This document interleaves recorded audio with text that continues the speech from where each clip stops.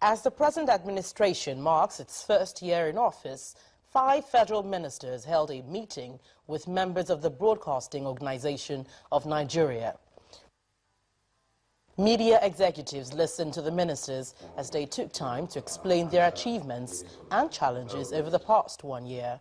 The most challenging for the new administration has been the economy. Our economy, or whatever is left of it after years of serious mismanagement and massive corruption, is in a very bad state. Throw into the mix the huge fall in oil price, and you have nothing but a disaster of an economy.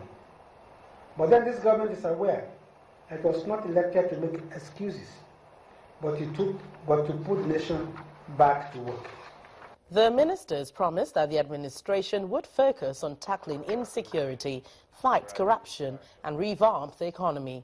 But there are a backlog of issues to be sorted out, like the huge debt owed contractors. We must not allow yesterday's misfortunes to recur again. It starts from the gradual process of failing to do simple maintenance, of failing to paint, of failing to clean.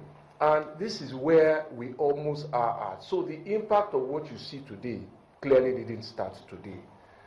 So if we have paid contractors, we clearly won't have the kind of roads that we have today.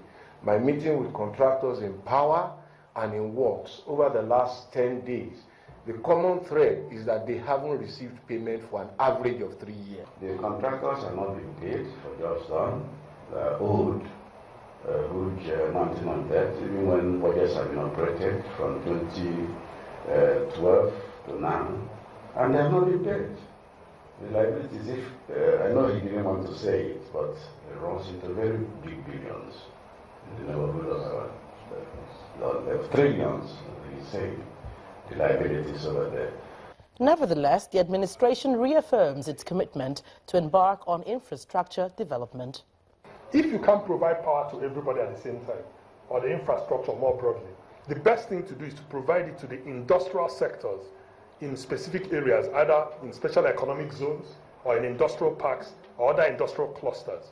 And we're developing a strategy which we're going to be implementing over the next few years that will make sure that the infrastructure that is needed in those particular parks are there, as opposed to trying to sort of spread out all the infrastructure, given the limitations we have in terms of funding and in terms of time.